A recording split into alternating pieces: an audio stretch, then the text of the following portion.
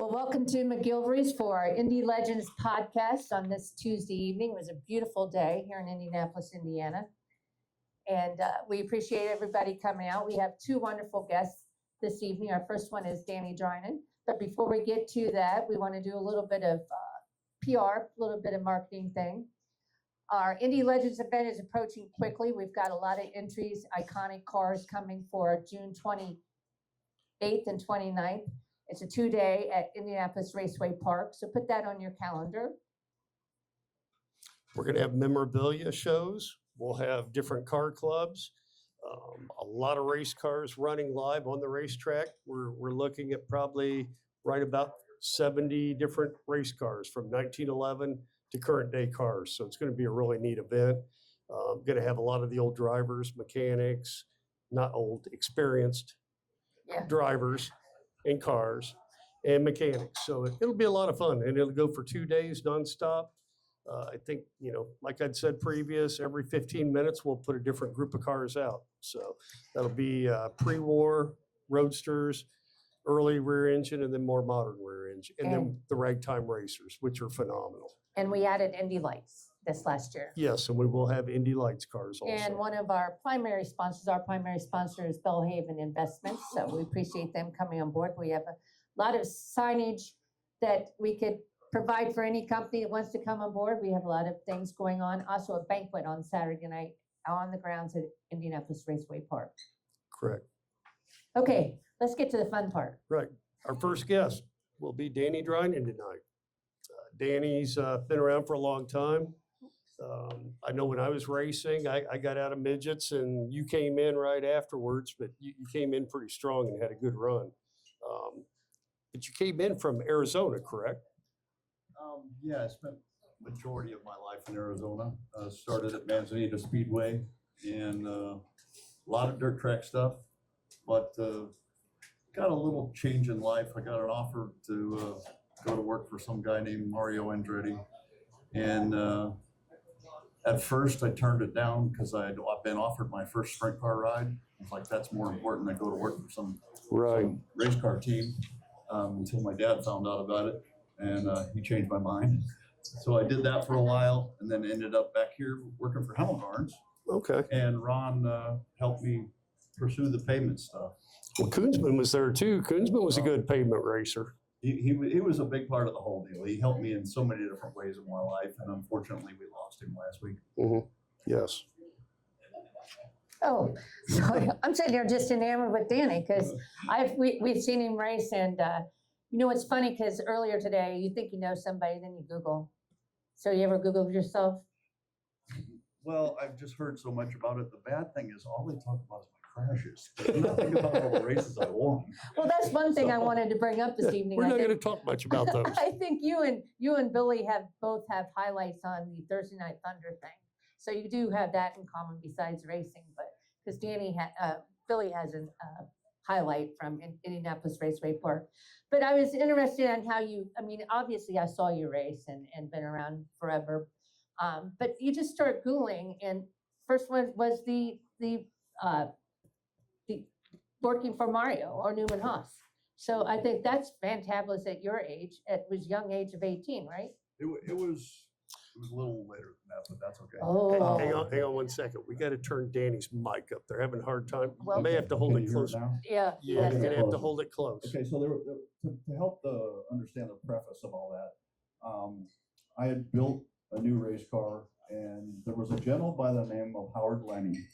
And Howard was kind of the fixture in midget racing, and I was working at Stewart Fabricating all the way up in Arizona, building cars, and he started buying cars from us, and he always said, hey kid, when you ever want to come back run with the real boys, come look me up.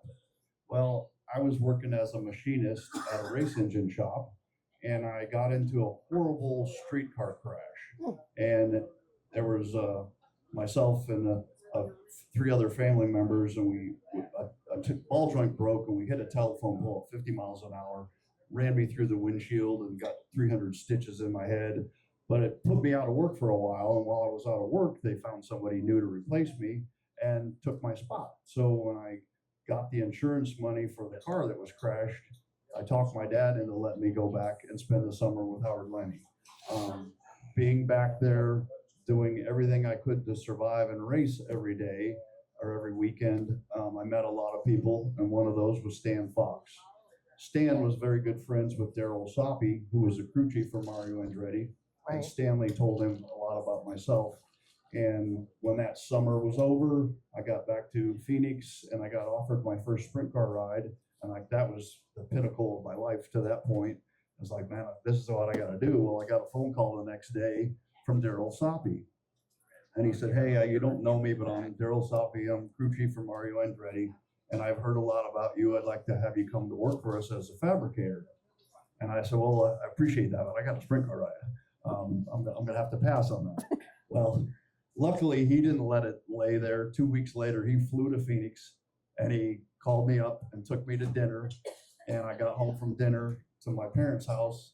And my dad said, well, what was all that about? And I said, well, that guy works for Mario Andretti and they want me to come work for him, but I got a sprint car deal. He's like, what? You're going to have to go do this. He says, no matter what, you can always go back and run a sprint car. You can't pass up working for Mario Andretti. So I took the job and I went there, and it was completely life-changing. It opened my mind to so many different things, and let me be part of some of the best racing in the world at that time. And I worked with him for 2 years, and then I got hired to work for his son Michael at the Craco team. Right. And I worked there for 2 years. I got to work with Adrian Newey, and I got to work for Peter Gibbons, and I got offered at that time there was on the team there was 3 mechanics, and each one was a lead mechanic for their own car.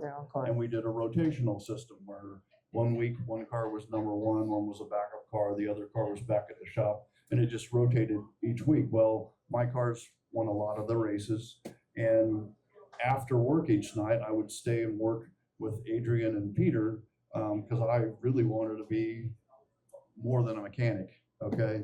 Well, at the end of the second year, they had convinced me to ask for the job. And because I hadn't finished my mechanical engineering degree at Arizona State, they wouldn't allow me to do it. Oh, shoot.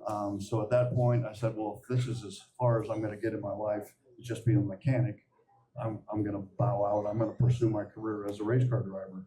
Well, I went back to Arizona and I started building a new car, and I got a phone call from Daryl Soppy, who had got me at Newman Haas. He was now at that point here running Hemmelgarn Racing. Right. And he said, hey, he says, we're going to run another car at the Speedway with Tom Sneva just for the 500. Would you come run the program? I was like, man, I'm in the middle of getting my cars ready because you offered some pretty damn good money. So I said, all right, I'll do it. It took 2 months, came back here. Well, that car was leading the Indianapolis 500 when the motor blew up. So Hemmelgarn was really pleased with everything that I did, and they offered me a job to stay in-house and run the program. I was like, well, I appreciate that, but I want to go racing. And he's like, well, what do you mean? I told him I built this new car already. I said, I don't have the engine yet, and I don't have sponsors, and I don't have this. He's like, well, what if I get you engines? And what if I cover your tire bill? And what if I give you a transporter to get to the races? And I didn't have to go to the Indy car races. I just stayed in-house and ran the program. So I jumped That's at a it. good deal. I jumped at it. So Yeah. he was a Sign me up. huge part in helping me. But at the end of the second year there, there's a big part of what drives me to do it, and it's about winning, okay? And I respect the hell out of those guys, but they were more about making money at that time than they were winning races. And I was like, I kind of lost the drive to be there. So I took a gamble, and I went right next door and rented a shop in 1990 and started Drinan Racing Products. Now there's a guy that worked with me at Hemmelgarn's, which is Corey Phillips. Okay. Now Corey and I were very close working at Hemmelgarn's. Well, he had a little bit of equipment in Texas to help me out. So we went to Texas and got his equipment and helped start my business. And he quit at the end of that year and came over there. He says, I'm going to start a business building shocks. I was like, Corey, who in the hell's ever going to bring their shocks to you? And look at him now. I know. So I know. Everybody goes to court. it was a lot of wonderful things in my life has happened at the right times. Now, just curious, when you're talking about Corey, where did Chet fit in at that time? Because I remember when Chet came in with the, what was the truck Coral? I can't remember, but it was out of Right, Texas. the Texas deal. They ran the Speedway. Right, because they had a Wildcat and then they ended up with an Eagle, and we actually redid the tub on the Wildcat when he crashed it. Yeah, I mean, he's been in the Indy 500 and the Daytona 500 both. They've both together done some amazing things. Right. As a low buck deal, even though they had that truck corral or whatever it was. Yeah, I can't remember exactly what it was. Yeah. So there's been a lot of good things happen and get me to that point, you know? We had to move, we had to turn up your microphone a little bit. They were having trouble hearing. Sorry For about me to that. tell my brain to get closer to it. Yeah. You're fine. You're good. Can everybody hear in the back or out in the crowd a little bit, or can you hear Danny? If we change the Mike's name to Sherry, I might get closer. Circle That's it. bar, That's it. circle bar and truck, right? Okay. So you're driving, obviously open wheel and very successful in your own engineering of it. I think you had a lot of success and a lot of, envious people at times because I think you're pretty fast. Well, there was a lot to that whole deal. That was part of it was I honestly didn't think I was a really good race car driver, so I always thought I had to design something better than what the other guys had if I had a chance of winning. Right. So I was always building something a little different, and I brought a lot of the technology that I was around, I was subject to in the Indy cars, and brought it to the midget stuff. And at the same time, there were some people that were great helps, and one of them was Rick Payne, who owned McGilvery's at that time, and he was the first one to sort of get behind me. Now, he didn't throw money at me.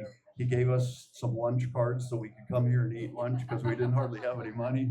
And then he finally, I begged and pleaded to him to sponsor me so I could build a new car for IRP. Well, he says, all right, I'll do this. I'll get a loan and you're going to make the payments on it. Oh, that's how that works. So he got me a $5,000 loan and I built that first laydown pavement midget. And that's what got me going. Now, he made sure he called me 2 days before every payment was due. Right. Well, that's the one thing that I was going to say. I remember your car, for a midget, everybody sat upright. Your cars, you really kind of sat down in them. Yeah, I was trying to get the CG as low as possible. There was a lot of things that I did in the design of those cars. I had a pull rod rocker suspension with a rising spring rate. There's so many parts of it that are so more sophisticated than what the typical race car is. And it really hurt me when we started selling them. Now, at first, there was a group of guys that weren't afraid of anything that wanted to win, and they came to me, and we built a lot of complete turnkey race cars. But the majority of the customer base, even though we were winning a lot of races, wouldn't buy them. And I finally got comfortable enough to talk to people. It's like, well, it's got that monkey motion on it, and we don't understand it. We'd rather just stay with something normal. Right. So it helped us sell cars, but it hurt us at the same time. Well, Newman ran several of your cars, didn't he? Yeah, And did Travis Meunier? yes, Travis. Okay. I'm just trying to remember a few of them. Yeah. There was a lot of, we won a lot of, we had a lot of customers win in our cars, which was a good sales pitch. as well. Right. Carter's kid ran it as well, both of them. So. Oh, that's right. We sold the 45 complete turnkey cars out of there. So Yeah, that's a pretty good number we- for a we small were- shop. probably the proudest moment was we had half the field at the Copper World in Phoenix, Arizona. So that was a pretty good accomplishment. Yeah, and that's a shame they don't run the Copper World anymore. I was talking with Michael Lewis earlier tonight, and Michael said that was his favorite place. And I know you ran good there. I don't know, it was one of the things, I kind of got to a point where I felt I was expected to come with a brand new creation each year, which I did for quite a few years. And it was probably not the smartest thing in the world to take the brand new car to the biggest, fastest place Yeah. there is as a debut, but we did it quite a few times. Well, and JJ was talking earlier. I think Jim Mahoney's son has your old dirt car or sprint car, The Silver Crown. the Silver Crown car. And that one was completely different. And it was it was neat. It was definitely different. There's a car that was just before that, that was a complete aero car that we took to Phoenix and did really well with it. And then we went to Florida, and second or third lap of the race, a guy got up sideways in front of me and spun me backwards into the wall, and I caught on fire. But we brought it home and took it all apart to start doing the rebuild. And to clean the thing, we put the frame outside that first night, thinking we'll spray it down the next day, and somebody stole the car. And we never found it. It's Never like, found it at Off the all. gasoline alley? Yeah. Imagine that. So never found it. Never saw anybody come out with a creation that's like a, No, you know, I have to believe somebody just wants scrap metal to go to the. oh, that might be true. Yeah. It's like, oh my God, it's one of my creations, my babies. Okay, now we're going to take a right turn here. You've gone from mechanic. Were you working with caffeine at all? Oh, everybody has. Okay, yeah. Good point. So I figured that back when you said you started, so that's a plus there. You've run midgets, you're coming through. Now let's go 96. You're at the Speedway in an Indy car, getting a chance. And that's rare for regular sprint car midget guys now. That's really rare. It came about from a lot of different reasons, and if you back up just a little before that. Let's do it. Okay, straighten me out. But I'm just trying to get there because that's really important. I finally got to a point, we won a lot of races on Thursday night or Saturday night, Thunder, whatever. And I thought, at that time, it was in front of everybody. It was probably the Right. biggest thing going, and it still didn't open the door for me. And as hard as it was, I made a mental decision. I was like, look, I haven't made it, and I want to do something more with my life. I was ready to go back to work in the IndyCar industry, and I won the race at IRP, and I was in tears in victory lane. It was really hard on me. And there was a guy named Steve Coulter who owned the IWX trucking company Right. that was watching that night, and my father worked for him. So he kind of got him looking at me, and he called that night and he says, look, you're not going to quit. You're not done. He goes, I'm going to fly up there tomorrow and talk to you. Well, he had me shut my business down and became a race program, and it was funded by him. And my brother was working for me and a couple other guys, and all we were to do was build our race cars, prepare them, and go race. And I mean, what more could you ever ask for? Now, was that IWX? Was that a trucking company? Yes, Or it was. okay? And he in that situation, it changed my life. Now, I had a couple situations that are on me that I did. There was a race in Richmond, Indiana on the dirt, and I led it for 28 laps. And on 2 laps to go, there was a restart, and Stewart drove through the infield and blasted me out of the way. So we ran in the next corner, and I punted him and spun him out. Well, his roommate was working that corner that night and claimed that he didn't hit me, even though it crushed my kick out and my header in. And so they were very upset with me. And then the very next race was at IRP, and I had some engine problems that night, and the battery went dead, and we had a red flag at the exact same time. And we went in the pits, and the Sacconis and a bunch of people were there to help me. And of course, I designed the car where it wasn't really user friendly. You had to flip the car upside on its side to change the battery out of it. So we did all that, and I got back in, and I thought for sure that because it had died on the track that I was down a lap. And all I could think, they told me to restart behind Michener, and Stewart was in front of him. And all I could think was, I've got to get back by these guys so I can make my lap back up to possibly get some points, because I was leading the championship at that. I was going to say you were way up in the points, if I remember. And I put a bonsai move on him because I tried Michener 3 or 4 times. I'd go to pass him, and he'd pull out like he was going to pass Stewart, but he didn't do it. So I finally put a big bonsai on both of them going into turn 1, and I got loose and I slid up the track, and Tony stayed in the throttle. All he had to do was get out of the throttle or touch the brakes, and he could have turned inside me, but he stayed on the throttle. We got together, and he got into the fence. Well, that happening 2 weeks in a row, they suspended me and fined me. And the next 2 events were going to be in Ohio or in Kansas City, at the 2 tracks there, which is right where IWX is based. Okay. Oh. And they had already purchased 1,500 tickets Oh, for geez. employees and customers to come watch the races. So Mr. Coulter called, and then he actually flew here to talk with John Caples to try and get him to suspend me from the next 2 races. That could be a long, confusing talk sometimes. Well, it was very short actually, because Caples wouldn't change his Caples wouldn't mind. move. And Mr. Coulter made a decision and called me and said, we're done. And I can't blame him. I can only blame myself because I'm the one that took Stewart out there and I'm the one that made that move. But it changed my life. The whole plan, they were set to do a truck program, then the Bush program, and then a cup program. And they did it all with Randy Tolzman instead of me. And so I was going to say, I remember him in the trucks for sure, and a few others. Changed my life. I can't blame anybody but myself because I was driving the car and I made those choices. But Well, we all live and learn. I mean, that's part of so life. The reason I was telling So that get whole me to story, the Indy car. okay, Come on. the reason I told that story was Caples then felt so bad Oh, That- sure he did. when all the stuff started at the Speedway. They came to me and they said, "Hey, if you could round up some people that have a car or whatever, we can help you make this rookie orientation deal and possibly get you in the race." Well, they had things set up with Scandia where they said, if you can get 3 people through ROP in a car that you bring to the track, we'll get you in a ride. Well, I was scheduled to drive for Scandia, which was the best deal at Right. the time, the first Right. year.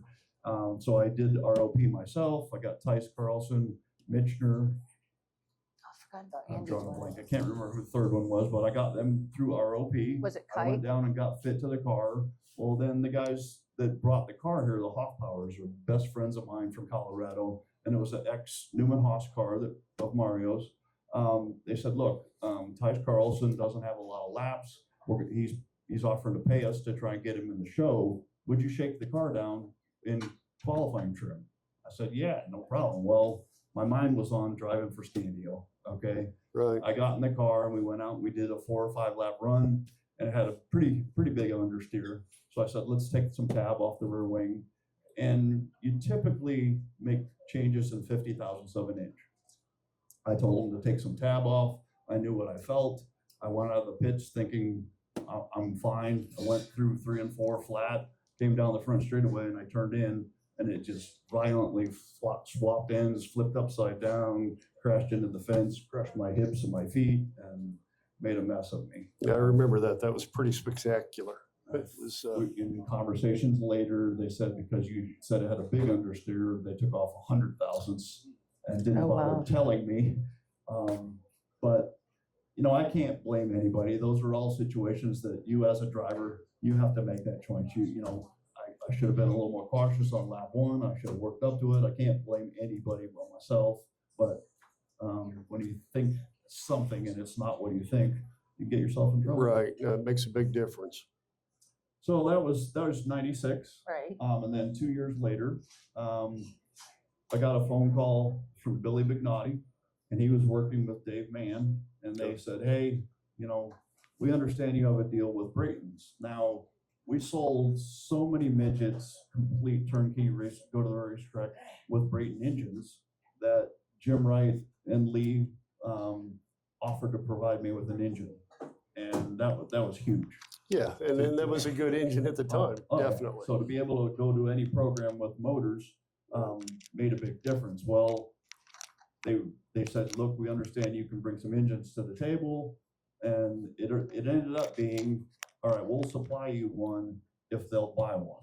So we created a plan and we said, look, here's what we're gonna do. We're gonna do RLP, and we're gonna put the miles on it there, and we're gonna get everything as fast as we can.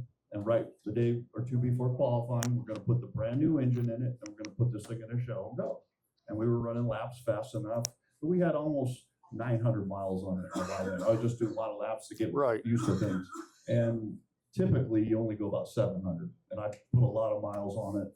So when we stopped and we put the new engine in, I was thinking for sure I'm in the show this year. And we went out, and on the very first warm-up lap, the brand new engine expired. It ate itself. And it's like, you've got to be shitting me. Well, there wasn't time to get it fixed or do anything about it. So we had to put the one with 900 miles back in. And I missed the show by a couple 100,000ths of a second. No. And he said, he ever wants to run a race car, you come get this thing. So we went and got it, and I set up cones in the parking lot. I got to tell you about the very first time I started the car. You have to, they tell you to put a safety switch up on a roll cage so you can shut it off easily, all right? When you're running behind Well, him, trying to get to stopped. I told him what to do, and I said, now I'm gonna push you off, and then you hit the switch right here and give it a little gas. Well, I pushed him off. He turned left when he reached for the switch, and he hit the throttle, and he's full throttle making circles around me. Okay? Oh, no. And I'm trying to get out there and get to the switch, and I missed it twice. So finally I grabbed the roll cage. Well, that flipped me upside down, and lucky he shut it off and stopped before he ran me over. So that was try number one. So I let him cool down for a while, and then 3 or 4 times we'd go over that same parking lot, and we would set up cones, and I'd talk to him about how to do it. And we'd push it off, and he'd drive, and he'd do about 10 laps, and he'd pull up, and he'd stop, and as soon as he stopped, he'd flip the belts off, and he'd get out. I said, what are you doing? He goes, well, I did it. And it was the hardest thing in my life, but I said, you know what? I'm not gonna be one of those parents, all right? If he doesn't wanna do it, I'm not gonna push him to do it. Unfortunately, So- there's a so lot of we- parents that We do took that. it home, and we put it in the garage. Okay, now that was 5 and a half, almost 6. So it sat there for a couple of years, all right? Well, on his 8th birthday, we had a bunch of his friends over for a birthday party, and had a deal set up in the garage for him. We had the cake, we had music, we had all the stuff, and I went back in the house, and I'm watching TV, and I hear the garage door open, and I hear all these little pitter patter, all these kids coming in the house. What the hell? Well, I look up, and they all kind of standing around me. And the one kid stands up and he goes, we want to know why you won't let Danny drive his race car. I said, well, he can drive that thing anytime he wants. Well, because the kids wanted him to do it. Then it was cool. So we went all in. All right. So we went out with Eddie's car, and they have, I don't know if you guys know about quarter midgets, but they have starter classes where they have restrictor plates in them to make it safe and keep them from being too fast, which is the red plate. And then they go to a blue plate. Well, he won the first 3 red plate races, so they moved him straight up to blue, which was not normal and maybe my fault because I made it fast or whatever, but I Right. didn't have any experience only running 3 races, but they threw him up to blue plate. Well, he ran 3 blue plate races and he won all 3 of those. Oh, wow. So they threw him straight into what they call senior Honda. Now, senior Honda and quarter midgets is a class that every kid wants to run. And it's like, even though when they get faster, they still want to run senior Honda because they want to kick everybody's butt. Right. Well, he went out there and there was full field and he made the A main, but he got lapped and he came in and he was crying. He's like, this is no fun. Well, that's when I decided, all right, we're going to have to build a quarter midget. So we built the whole new car, little out of the norm for quarter midgets. And it was very fast, and he won a lot of races. It kind of reminded me of the Hyder, because Hyder built a quarter midget way back, and it was a really neat car, and yours kind of reminded me of that. It was The thing that big I'm really offset. after, quarter midgets, to take advantage of the driver's body weight, kids all hang out of the side of the car, all right? And before I went back to quarter midgets, it really bothered me. I made Danny sit up straight in the other car, and I was like, well, there is a big advantage to that weight. So instead of having him hang out of the side of the car, I completely offset the whole car and made it where the left side tires were actually just inside the car, which was to the extent of the rule, but they make rule books for me. So we built it to every stretch of the rule book that we could, and we had actually more left side weight when we got done than what the kids could do hanging out of it. And it was very fast. We won a lot of races, and when I was just ready to start selling them, he had won 3 championships that year, and he was 14 years old. And I've created all the marketing stuff. I'm ready to launch. We've set up production runs to build 50 of everything. I was going to, for once, do it on a large scale instead of small scale. And he came to me and he said, Dad, I don't want to race quarter midgets anymore. I want to run the 600. And I was like, oh, Jesus Christ. So what do? I'm a parent, so I Right. put that whole quarter midget program aside, and we went 600 racing. And he took to it really fast and won a lot of races, but we were running with the wing. And he ran the first 2 years and won a lot of races. And at the end of the second year, he came to me and said, hey, I want to go non-wing next year. All right, he's finally a man. He wants to take the wing off. So we took the wing off, and we ran into some trouble. And running for 2 years with his own, that was his only dirt experience. You run a race car so differently with the wing than you do non-wing, and a non-wing car is all about feeling the right rear tire. Right. Well, he was so used to feeling the wing and the thing being winged down and going fast. He was really quick, but he couldn't give me any feedback because he didn't have the mindset of feeling the car hook the right rear tire up. So I made a parent failure, and I got frustrated with it, and I got upset with him at the racetrack one night, and he quit. He just didn't want to do it anymore. He wasn't having fun, and it's still sitting there. Oh, It's still there for if he wants to go back and do it. But it was a tough lesson, and something that maybe will change me for the rest of my life. there you go. Another lesson learned. There are lots of them. Well, hey, we enjoyed having you tonight, Danny. We're gonna have a couple minutes. Carmen's gotta change out some batteries. We're gonna have Jason Vansickle step up here. But we're gonna have to have a Danny too. but I mean, yeah, a Danny part two. Yeah, no, that was interesting tonight, and appreciate you coming out. And I think problem. everybody enjoyed hearing your stories. Thank you very much. Let's hear it for Danny. Thanks, Danny. Jason Vansickle, he's what's the official title now? Because it was curator. Now it's, Vice President of Curation and Education. there you go, Vice President of Curation Hold that and up really Education. close.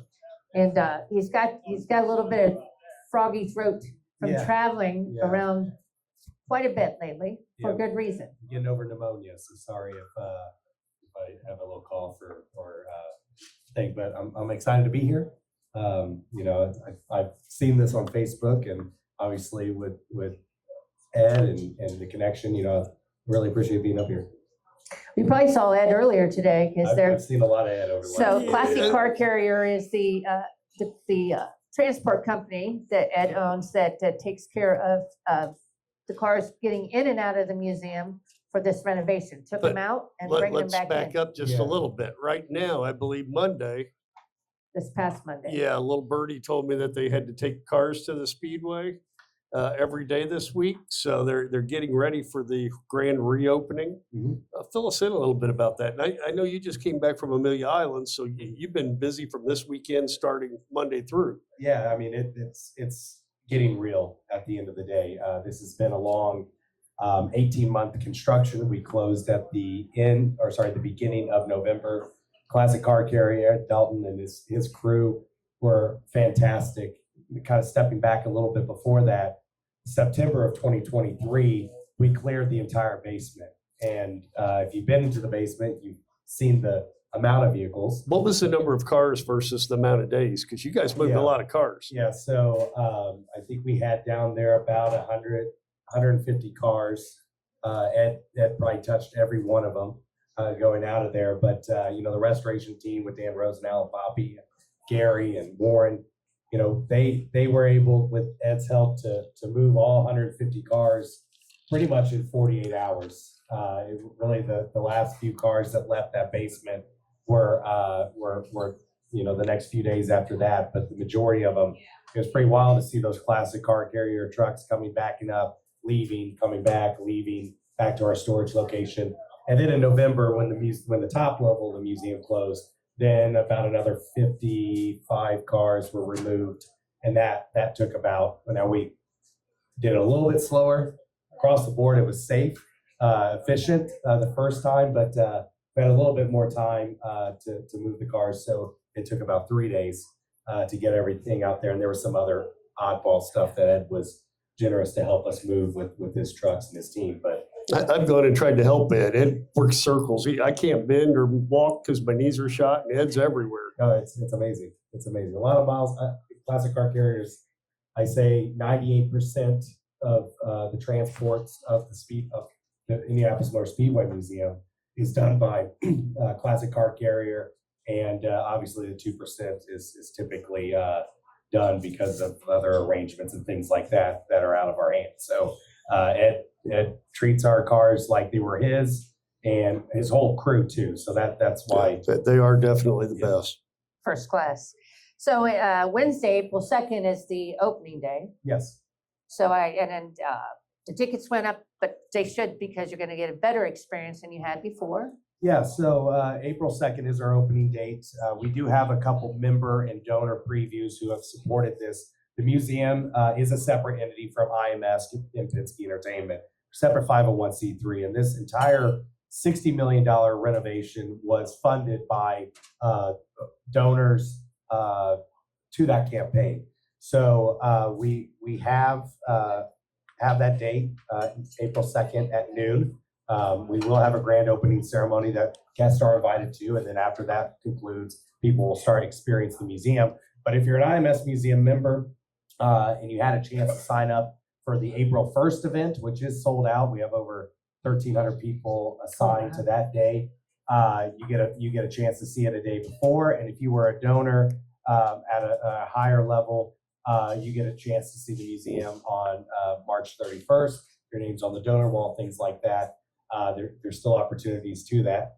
It's a $10,000 and above donation to the campaign, tax deductible, things like that. Yeah, and I noticed too, I mean, obviously, it's going to be, we're all excited, but you offer now the membership, you have the regular individual membership or the two, whatever, but you added, which is also nice, they added this new opening is the grandparent. That's very nice. We explain to them how that works. I mean, not that you're the membership guy, but you're here for that. So we added memberships back in 2016, and with this closure, we reevaluated that membership. As you mentioned, the prices have gone up. It's $25 per adult, $18 for kids 6 to 16 as part of that. But the membership really is a great opportunity. As you mentioned, we have a family membership, Right. we have a grandparent membership, we have individual memberships, which really start paying themselves. If you go to the museum second, third time, you pretty much have paid off your membership. And members get into free all 363 days a year as part of that membership. Other benefits, things like that. So if you go to the race during the month of May, you like to stop in the museum a couple times while you're here, race day, things like that, your membership quickly pays off.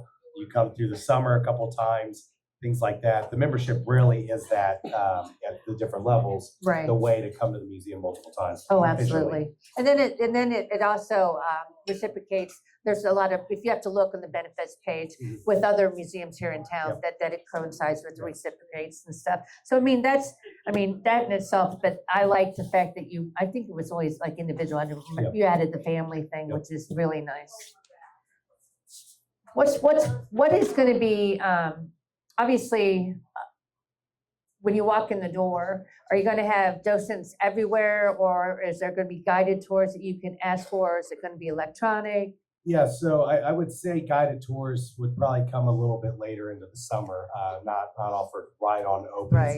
But we are looking for docents, what we're calling gallery leads for the museum. We also have volunteer opportunities for people who want to support the museum, want to help out in the different areas, but maybe they don't have the time to commit. So a volunteer opportunity is a great opportunity to be a part of the museum. But when you walk into the museum, it's a complete refresh. As I mentioned, it's a $60 million total renovation. The way that we tell the story of the Indianapolis Motor Speedway is something that we have never been able to do. We never had the opportunity to do in the past. Someone who's been with the museum since 2011, the museum always had a special place in my heart, like many of the people here in the audience and watching on the feed here. But we were really limited. We were limited on the building. We were limited to outside influence, the skylight, the UV light, damaging artifacts, vehicles, things like that over the years, as many of you guys know. So The new museum, when you walk into it, it will be somewhat guided from a kind of corridor standpoint. As a format, like. Yeah, but there's that storytelling opportunity. Whether you're going through the gasoline alley gallery, you're going into the starting line, which is a experience. It's a 6.5 minute presentation. Oh, wow. You walk in, you'll see 3 show cars wrapped in the front row of the 500. So it will be the Penske sweep of last year. The goal is to refresh that every year with the current front row of the NTT IndyCar Series Indianapolis 500.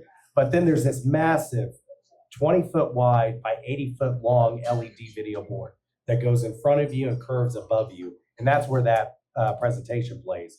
And what we want to do is give fans not only the experience of what it feels like to be there to the lead up to the Indianapolis 500, which separates it from any race in the world. So it will go, presentation will go from the cannon going off at 5:30, the crew's actually showing up, cannon going off, all the I wish we still had balloons.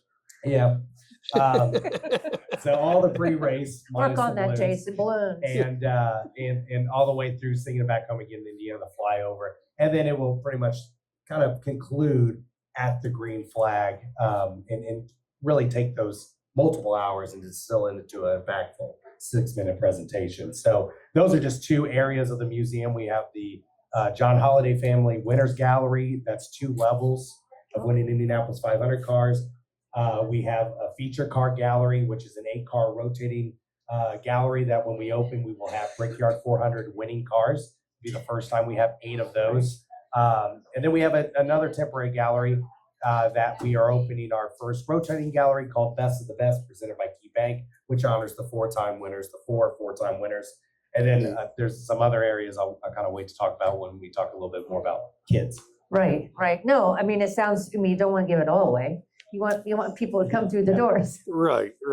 Now, also you've kind of updated, and I'm guessing there's probably kiosks now and some other interactive for the younger crowd, so you can bring more of the younger people in and get them interested. Yeah, and one of the things that our team did was we went to multiple museums, whether they be automobile museums, other history museums, things like that. And I've fielded this question a lot about, is it going to be over interactive? Is it going to be all touch screens? Are you going to be able to see the cars? Are you going to, how is that going to be? And I think what we did was a good blend of not only the vehicles, the artifacts are the stars, storytelling are the stars of the museum like they were in a way that we could never do. But we do have those, what we're calling deep dive interactive kiosks. So we have various different interactive kiosks that for the diehard race fan will be able to learn more, whether it be safety innovation at the Speedway, the traditions, the starters. It used to be what we called the rookie board. When you walked in, it had at the time, the 790 drivers that made the field at the time. Now it will go into I think it's 802 drivers. They'll have a bio on them. Our Hall of Fame will be enhanced, a timeline. So it's nothing that's going to prevent you from seeing what the cars and the vehicles and artifacts. It just adds to that experience. Right. Now, on the artifacts, when you say artifacts, you're talking about trophies, helmets. Yep. And then is there, now do you pulling out, because I know you have a lot of archive of artifacts down there. What is one piece that artifact that we have not seen yet that you can, not the Yeah, big one, but yeah. do you have one that's kind of like, it's never been seen that you guys when you guys were digging out the renovation, this is a jewel, nobody's seen it, needs to be seen? I mean, I Probably name not about 10 of them. to, yeah. Don't tell us, but just tell yeah. us what. Say yes, there give is. us a hint. So one of the big things that I'm excited for is because we removed the skylight, it's still a barrel vault ceiling, so you'll have that headroom. The mezzanine, which is a new construction, it's 6,000 square feet above Right. what used to be and currently is the winner's area. If you kind of remember how the museum was laid out, we had a drop ceiling. We had to Right. do some engineering, but we found out we had the height that we could add this mezzanine. So the mezzanine has a lot of those artifacts. Same thing with Gasoline Alley. And, I don't think I'm going to spoil too much. One of the first things that you walk in and see is the articles incorporation of the IMS company, which they called it in 1909. So you can see the signature of the 4 founders. The brick contract will be on display. A variety of different other kind of documents, whether it be entry blanks, things like that, helmets, suits, things on loan to us from outside, things from our collection, and there'll be a rotating aspect of it, Okay, all good. because of the condition of the building. The HVAC is upgraded, obviously new. It literally blew up the day after we got the last car out of the building. The fan grenaded because it was a 50-year-old unit and it was on its last legs. Luckily, it was 3 times the size of what we needed for the building, and it was just kind of putting along. But those factors that we added allow us to display those objects. Yeah, I mean, that's some of the things. I mean, it's great to see cars, and I know we all like to, but I mean, there's just some jewels, I'll call them, that has been saved and preserved, and why they were and how they were and how they got there is always interested to me. Yeah, it's part of that storytelling, and we separate the 500 winners in 2 very distinct locations, and Ed had a little bit of sneak peek as he pushed the cars to these locations. But we have these, you can see it in the renderings, we have these jewel box display, like 20-foot wide, 10-foot deep, banked at 45 degrees so you could see the cars. We have individual car platforms that you can get up and close to the vehicles. We have a 9-degree banked platform that goes the perimeter of the wall. On the lower level, that we have another 7 vehicles down there, individual platforms. So you'll still get close to that, but the presentation is something you've never seen at the museum. So did they put the gift shop back in the main building then? Yeah, so the gift shop is separate from us. Right, but you It have is- that facility? Yeah, Okay. so it is an IMS Penske Entertainment entity. Obviously, they work with us. We hope to have some museum merchandise in addition to the great items that they have. But how it's laid out, when you walk into the museum, the gift shop used to be on either side of you. There will be the rotunda, this kind of welcome area. You'll take a left, you go to the welcome center. There will be a car on display, first thing you see, which will rotate. But then you go through the museum, you experience that, and then you exit through retail. Perfect. So if you've been to Disney World, if you've been to most museums, Anywhere. you're used to that. Right. But you don't have to go to the museum to go to the gift shop. In that rotunda, if you went left to go to the museum, you can go right into the gift shop and it will be inside the building.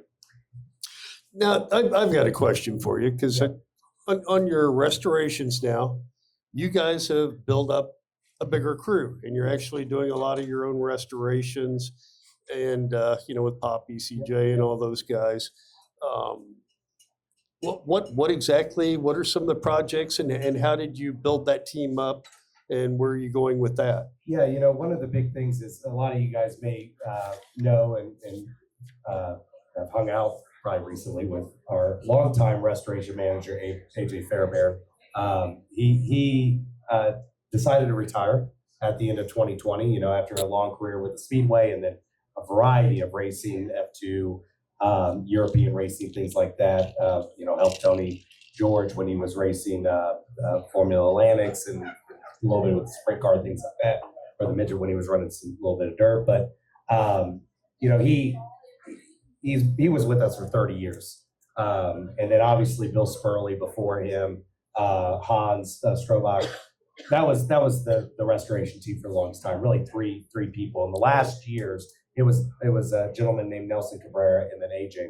So AJ decided to retire at the end of 2020. We went on a search to find the next restoration manager. We found Dan Rosenau, who worked for Andretti. He was on Tony Kanon's 2013 winning car. He was on multiple 500 winning cars also before that. Then we added Poppy, which obviously a lot of you guys know Poppy. Who doesn't know Poppy? Yeah. If you don't, you will. And then we added him. CJ came from, actually he worked on helicopters in the Army, but he has a background with his father as working on passenger cars. So he's a great addition when it comes to the road cars, Indiana-built cars in the collection. And then in 2022, we added Gary Frost. He was with McLaren when we picked him up, but He had a long stint in NASCAR with RCR. It was on Furniture Row when they won the championship with Truex, and then was on Cheever's 98 winning car when he kind of got a start. And then last year we added Warren Wilson, who came to us from Foyt, and he has a long background in IndyCar. So we've really grown this because the board wanted a more emphasis on, preserving the vehicles and getting more vehicles running. Obviously, the Lotus 29 is the most recent restoration project that AJ started, and it was fundraised by supporters, but we finished it last year, and it ran race morning. But a lot of routine deferred maintenance. We're putting more capital into the restoration area. And then it's out there, kind of phase 2 of this project, we get the museum open and we start fundraising for a 60,000 square foot restoration and storage location that will be open to the public. So people will be able to go watch the cars, watch the 6-bay restoration, the crew work on the cars, all the cars that are not in the museum, which will rotate through. And storage will be open to the public. So if you want to see, let's say the Rich Vogler midget, you can go see that if it's not on display in the museum or whatever 180 cars that we have. But now that's going to kind of, from what I understood, it's going to be kind of like a banquet hall possibly We too. will have an event center in that too. So we could do dinners, we could do events, we That's could great. do our programming if needed. So we do rent out the museum for dinners and events after hours, but that adds another opportunity for revenue for the museum to go back into it. So that we're starting to work on that. Obviously, getting the museum up and running is key because it's here in 2.5 weeks, 3 weeks. But the restoration will follow, and we look forward, hopefully in the next few weeks, months, we can do some more formal announcement with that. Well, and just like at our event, Indy Legends, it was great having your whole crew out there. You guys brought some iconic cars and you ran them. I Yep. mean, you run them, you drove it. I think Poppy drove. Yep. It's neat to see you guys doing that. Yeah. And I'm going to twist your arm, and you got to come back to our event this year. Yeah, we had a great time, and obviously, whether it was the on-track activities, which you guys offered a lot. I mean, it was wall from 8:30, 9 a.m. after the drivers' meeting to 4:35, and then you guys did that wonderful reception the one evening for owners and participants, crew members. And this year will be bigger and better. Yeah, and we had a great time. So we want to have a living collection. We don't want the museum collection, whether it's the vehicles or the non-vehicle artifacts. We want them to preserve them. We want to conserve them. We want to get them out and running. So we have a long-term plan. About 85% of the cars with some time could run. Obviously, there's some more major restorations that we have to do, engine rebuilds across the board, really, because just the age of when the last time they were overhauled. Well, a lot of people see them static, Yeah, but when you actually hear yeah. those cars run and see watch them. them pull off, I mean, it's a whole different scenario. And I thought we brought a kind of good subset of cars. We brought the Maserati, the Will Yep. Shaw Maserati. We brought the Dean Van Lines dirt car, the one the Hoosier 100 with Swiker and Bryant the following 2 years. Yeah, and we ended up with 4 of the Dean Van Lines cars, Yeah. which is really pretty rare. Yeah, we brought the Roadster, the Kuzma Roadster. That was Bryant's car that he won Monza, and then Floyd's rookie car the following year in '58. So yeah, and then we had some static cars too. Right. To help, kind of display that. But we're looking forward to it, obviously, come June when that's here. I know I haven't put the registration in, but I'm a little, it'll come in April once we get the thing open. It's But bad to say, but we know how racers are. Racers do, even if we say May, that means June. yeah, no, I understand that. So, we're looking forward to it. I just haven't got the registration in. We're good. As long as I know you're coming, you got the spot. So I know it's going to be a packed house every day till everybody gets to go through it once. So obviously you have the on-track or the buses, the bus tours and Yep. all that going. So we're going to remind people, don't get scared about the crowd coming in just to see. Take your time and maybe they can do a bus tour, even though they've done it before. Who doesn't like going around with Basement Bob and Yeah, Brent and yeah. all of those guys? One of the things that we're helping with that, as you mentioned, tickets are on sale. They went on sale March 4th, so you can buy your tickets for any of the remaining days of the year. up front. Obviously, if you're coming during May, I strongly recommend when you get home tonight, if you know you're coming to qualifying or especially card bay, legend days, things like that, get on there, get your spot because it's going to be packed. We are going to something also called time ticketing. So you may be familiar with that for other events. So if you pre-order your ticket, you select a time that you would like to enter. And obviously that will, when you get closer to it, that will adjust based on the amount of throughput we have. That doesn't mean you are limited to your time in the museum. You just have a window. So if you sign up for 9 a.m., you have a window between 9 to 9:30 to come in because we have a certain amount of people we have per half an hour shift that we can get in because of fire code and things like that. We are doing walk-up tickets. So like if you do, it really is based on obviously the throughput at that time. But as we, open and we have that surge through April, May race time, I strongly recommend buy the tickets ahead, select the time. Once you're in the building, you can stay all day if you want. But just No, is these tickets like that comes in, you can put in your wallets that come by email and then you show electronic tickets? Yeah, so you have electronic, you can print it out, things like that. So Okay. it's similar to most events. Most events, okay. And that's strictly from your website Yep, only, imsmuseum.org and just yours only? Yep. I suggest do that. Whoops. Oh, the So, Here we tickets, go. adults are $25, kids, 6 to 16 are $18. But as I mentioned, well, veterans are 18, Veterans, seniors yep. are 23, Yep. that's 55 and older. Yep. Okay. we also, I believe, if you are an old timers, we do have an old timer membership level too. I didn't see that on the website. Maybe we That's haven't okay. announced that yet. Maybe I broke the news. Maybe you broke the Kara's news. gonna- yeah, Kara Tell maybe. Barbara. So, so we will have that. And then, like I said, if you know you're going to come multiple times a year, definitely look at the membership. Oh, because absolutely. It's going to quickly pay itself if there's a little bit of a nervousness on the front end.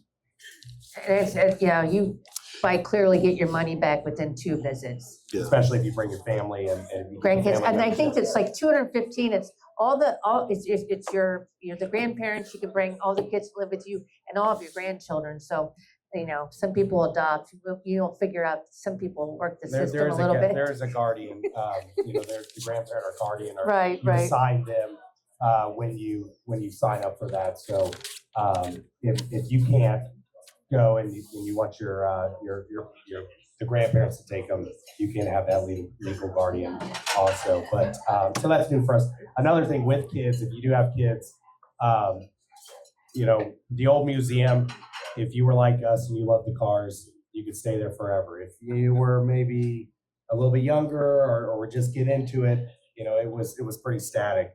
Right, Really one area in particular, we have 2 areas can join, are really for younger kids, but also kids of any age. So we have something called the qualifying zone, and that's more the hands-on learning.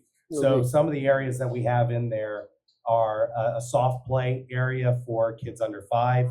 We have a dissected car. Many of you guys may have seen that on Instagram and social media. We took a current NTT IndyCar Series car, took off the body panels on the right side, left side. We left them on so you could see underneath the skin of a current Indy car. Then we have iPads that will go into the different components and I parts. did see that. That was a nice setup. That was really neat. We have a real feel pit stop area. So one side is the tires and talk about the tire changers. The other side's fueling. We have a gamified version of a pit stop. So as the back half of an Indy car, and you'll be able to kind of in a gamified way either fill the car up, change the rear tires. We have 6 simulators from SimCraft that will run iRacing, so you can virtually try to qualify for the Indianapolis 500. Wow. We also have a strategy challenge to try to put you in the role of the likes of Tim Cindric or the other strap Mike Hall. So you'll have either the road course or the oval, and someone will pop up and there'll be prompts, and you have to make the decision. And then finally, to show the athleticism of the drivers, we worked with Pit Fit. We'll have a steering challenge. So it is similar to what the drivers use to train their upper body to pilot these high downforce cars with no power steering. And we'll also have that reaction challenge screen that you've seen a lot of the drivers where it has the dots and you have to quickly tap those dots. So that's more kind of hands-on learning for the kids. We also have what we're calling the Innovation Workshop, which is a STEAM classroom. The acronym STEAM, you hear that a lot: science, technology, engineering, the arts, and math. Racing is a test bed for those components in action. So there'll be a classroom, if you will, with hands-on learning experiences there, and we look to grow that. We look to grow our field trips also when we open. And remember, you'll be looking for docents. Yep. And volunteers. volunteers. And Marty still takes care of the volunteers, so she's a Yeah, good boss. Marty will is staying on with us. She's excited. She's moving over to the tour with Prime Bay. But Marty's a great asset. If many of you guys know Marty, so we're glad she's staying on when we open the place. Okay, well, we're Well, you excited. did an excellent job of explaining everything. Now I feel like I know all about the place. Now we don't I have can to walk go. in and You're go. saving us $25. It's one of those things where and it's become a reality because the cars are in place, the items are in place, but I can't sell it enough, honestly, and that's not a salesperson little MO. Like when people come through here and actually see the building and see the presentation, you may have seen the outside, which we did some minor work to the outside. It's still that iconic museum that you know when you go under the tunnel. But when you walk in and you walk through Gasoline Alley, you go through the winner's area, you see the displays, you read the labels, you interact with the hands-on learning interactives. It is truly going to blow people away. And I can't say enough to that. I'm definitely looking forward to it. Thank you. I know that Ed and I were talking, and Ed says it's really, really neat. A lot better than what I really expected. So if Ed says that, that's a Good. plus. Thank you. Yes. Thank you.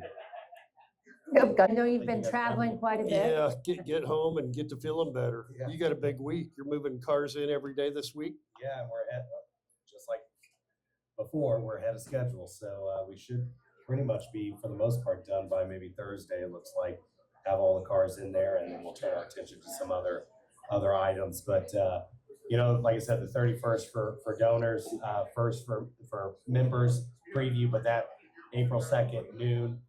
Come check out the ribbon cutting ceremony, and then get a chance to be one of the first to come through the museum. I have to throw in a few things before we quit tonight. Please support all of our sponsors on the sponsor boards. I know we picked up a new sponsor. Firehouse Subs is on board with us now. I have to put a big shout out to Bellhaven Investments. If you got bread bags laying around and you got to bury them in the backyard like JJ, you need to get a hold of Bellhaven and they'll invest your money. So if you need to invest some money, get with Bellhaven. They're a huge sponsor of ours. All our sponsors are important, from Blues, Towing, everybody on these boards. So please support them because they're supporting us bringing historical race cars to the racetrack and putting them on the racetrack. So anybody that's supporting us, support them. Yep. And thank you for coming out tonight. Yes. Danny, that was great. We'll have Everybody, part we're two. shooting for the second Tuesday of each month. Yep. So we'll get that out next month. We've got some good guests lined up. It'll be kind of surprise, and it'll be a good one. So thank you for coming out tonight, and we enjoy having you. Thank you.